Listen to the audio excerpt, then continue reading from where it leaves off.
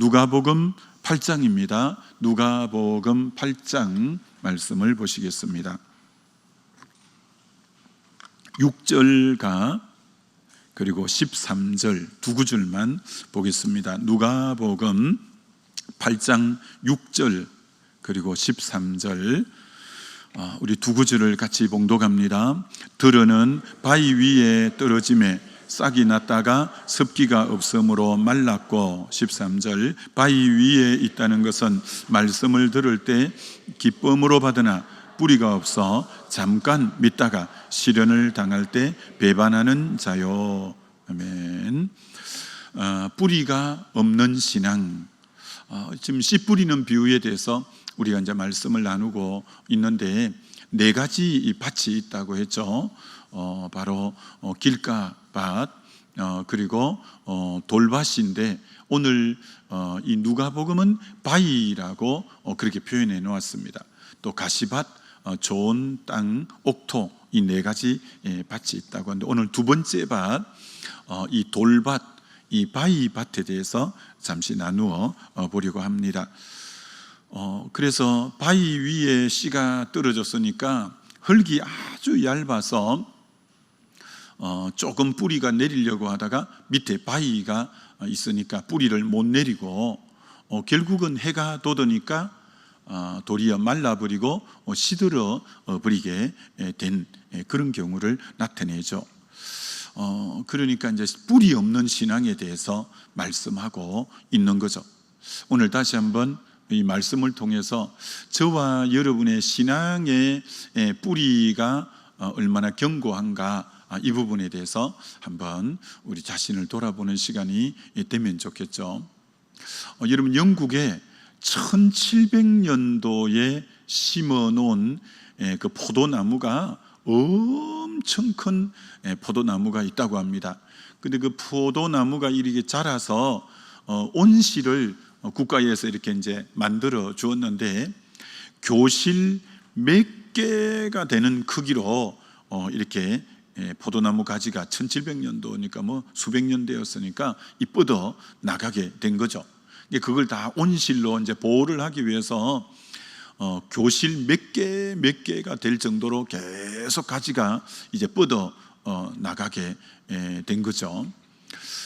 지금은 그 나무를 보려면 입장료를 내고 들어가서 이제 봐야 된다고 합니다. 1년에 맺는 열매가 뭐 엄청 열매를 맺는다고 해요.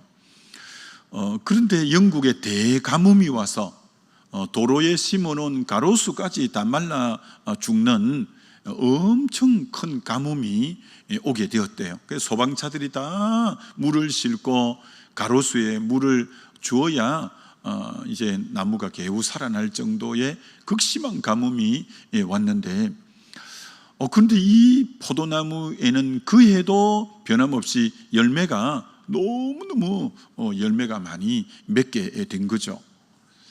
그래서 어떻게 저 포도나무는 이 대가뭄에도 열매를 저렇게 많이 맺을 수 있는가 했더니 이 포도나무가 테임즈강에서 한 100m 떨어진 곳에 자리 잡고 있는데 이 포도나무의 뿌리가 테임즈강 이제 강에까지 뻗어 있었다는 거죠.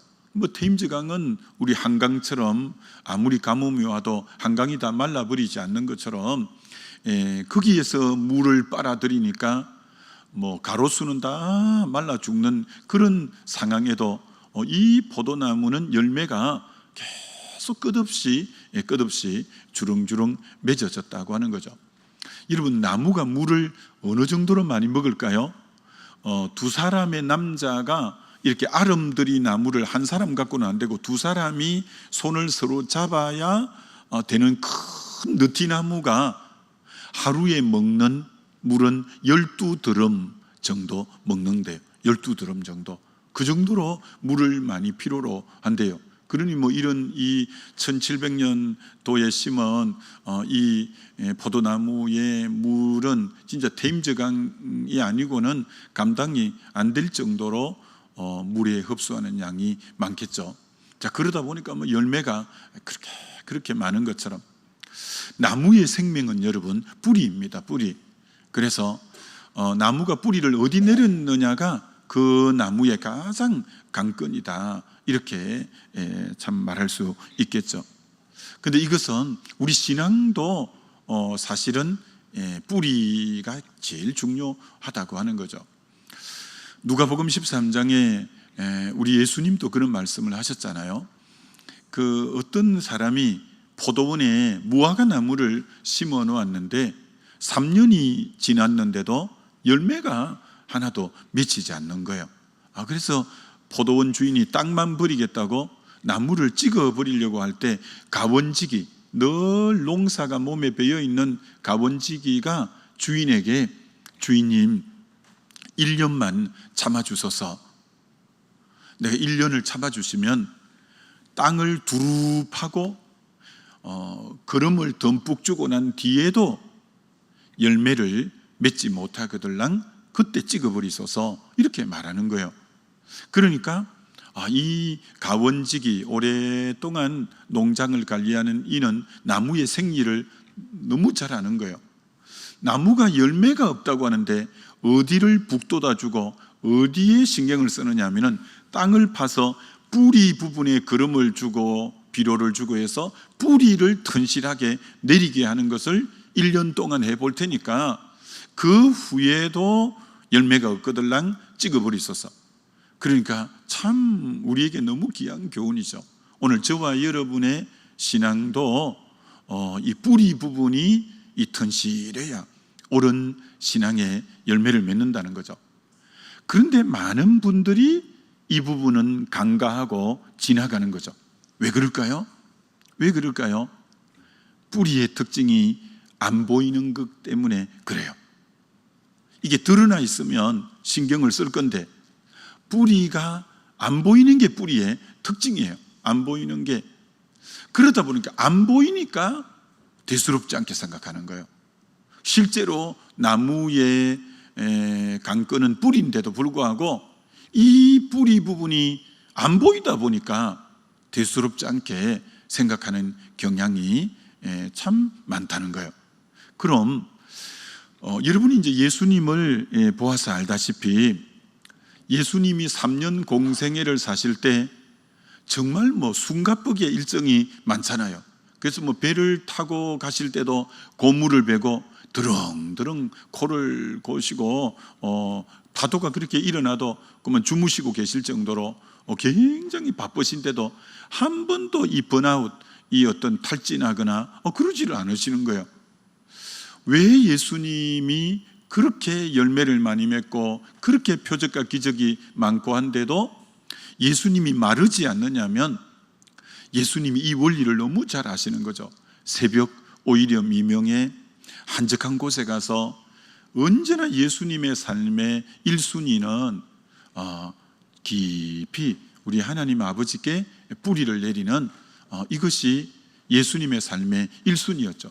사실 제자들도 처음에 같이 예수님하고 잠자리에 들었다가 새벽만 되면 예수님이 안 계시고 나중에 제자들이 보니까 예수님이 기도하러 가신다는 걸 알고 그때서 우리에게 기도를 가르쳐 주옵소서 이렇게 이제 말을 했던 것처럼 예수님이 신앙의 뿌리가 제일 중요하다는 걸 아셨기 때문에 언제나 새벽 미명에 아버지하고 기도하는 이 시간, 누가복음 5장에는 환자들이 그렇게 많이 올 때 낮에도 스탑을 시켜놓고 제자들과 한적한 곳에 가서 또 충전의 시간을 갖고 오병이어 기적이 있을 때는 제자들을 먼저 돌려보내고 그 다음 무리를 주님이 다 돌려보내고 혼자 산에 가서 다시 재충전을 받는 예수님.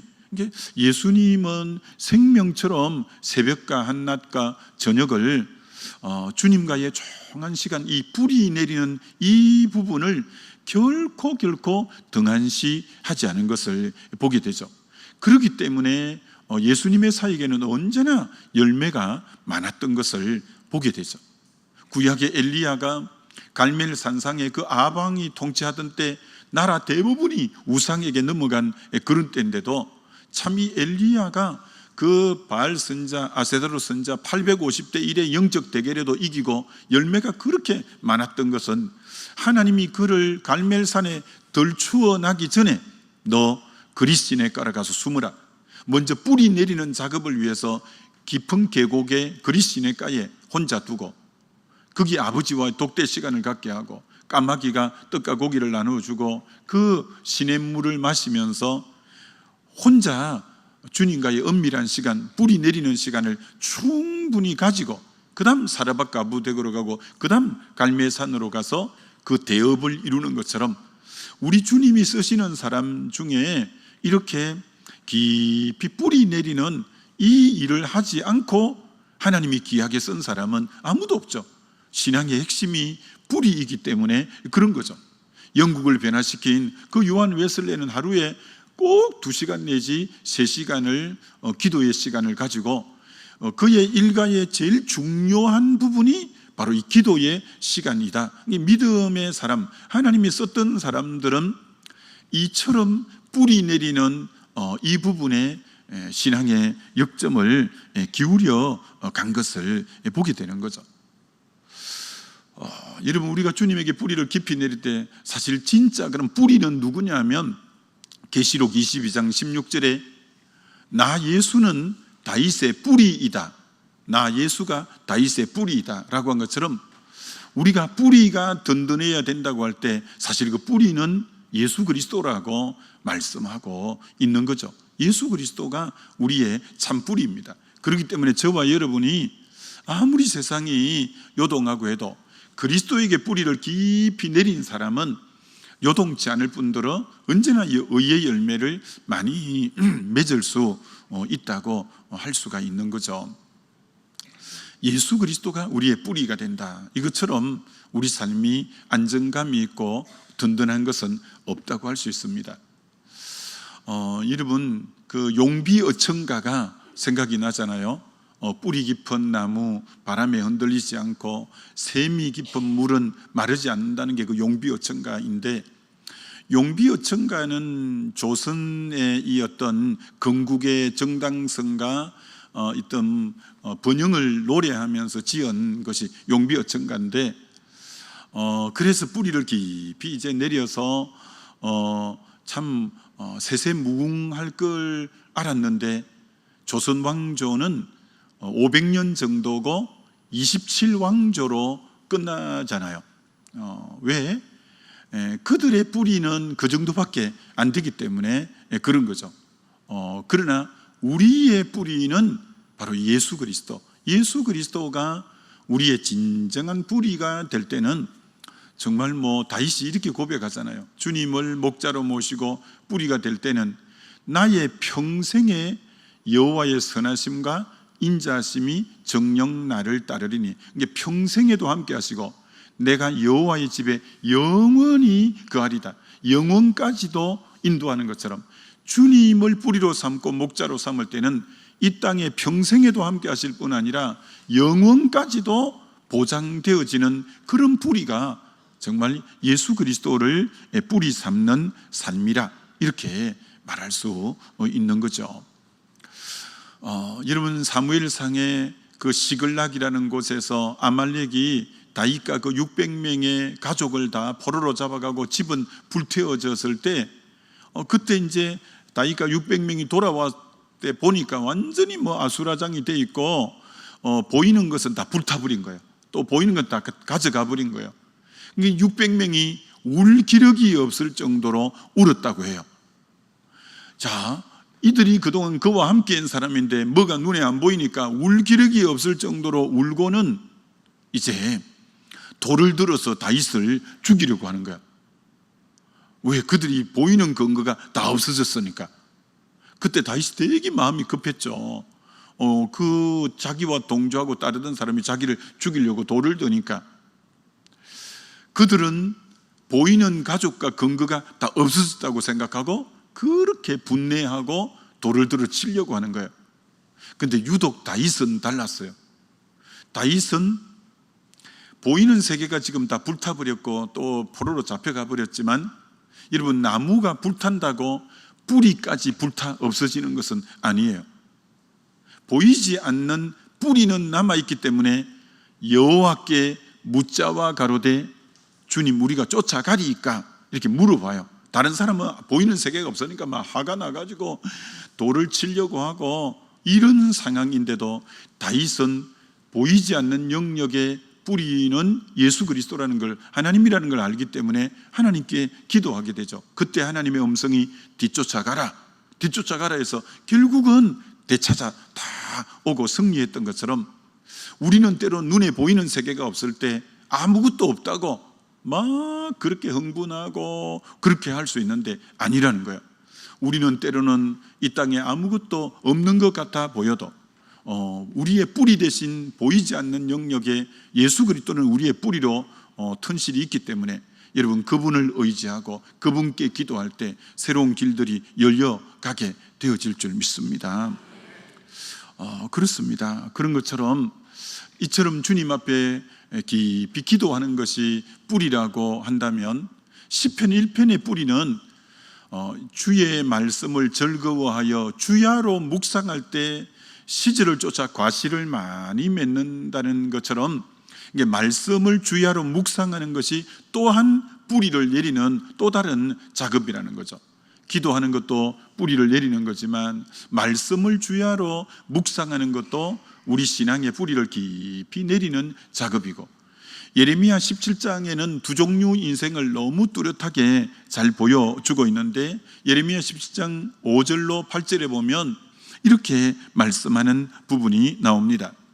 여호와께서 말씀하시니라. 무릇 사람을 믿으며 혈육을 근력 삼고 그 마음이 여호와에게서 떠난 자는 저주를 받을지어다.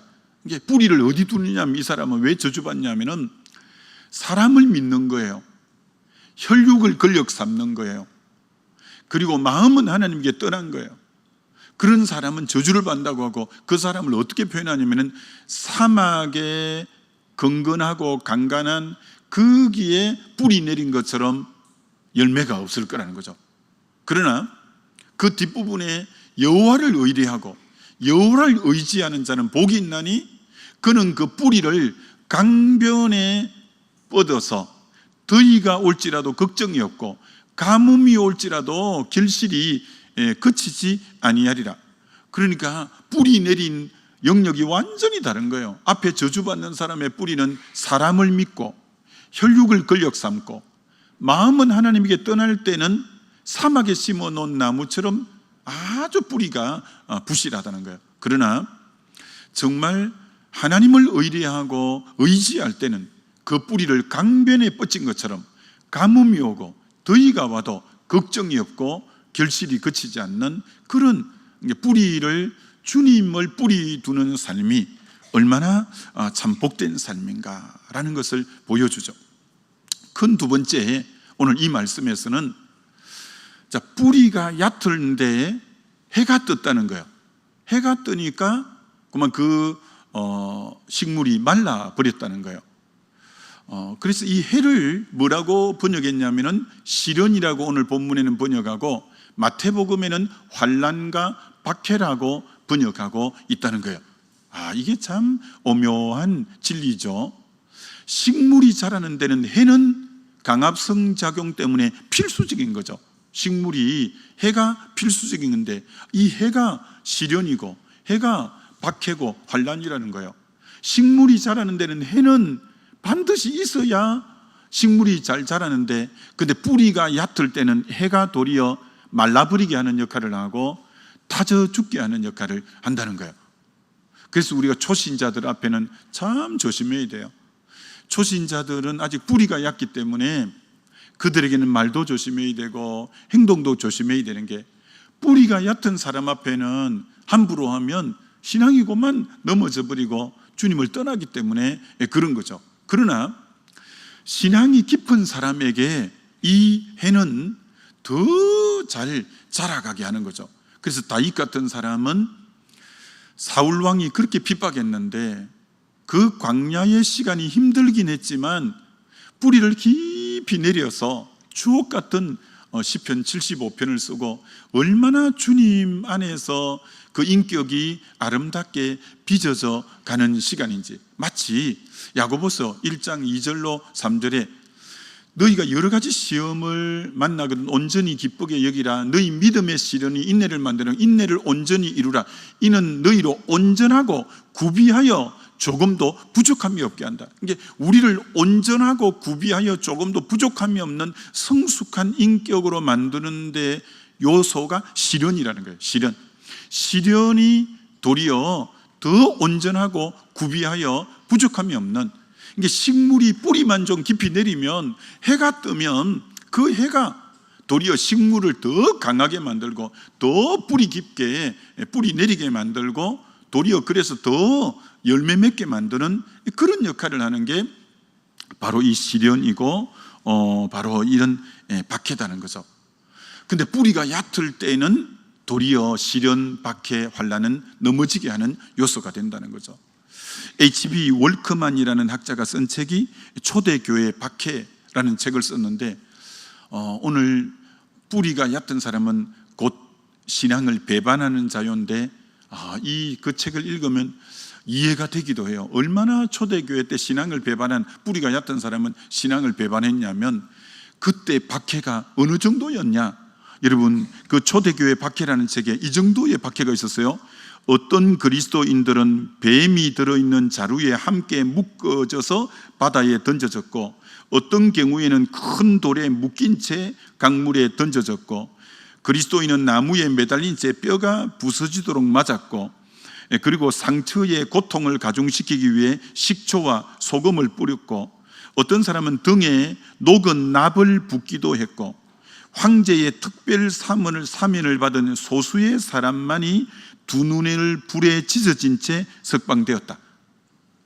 그러니 초대교회의 이 박해가 어떻게 황제의 특별 사면인데도 두 눈이 불에 찢어진 채 석방될 정도니까, 그러니 어지간한 믿음이면 신앙을 배반했다는 거예요.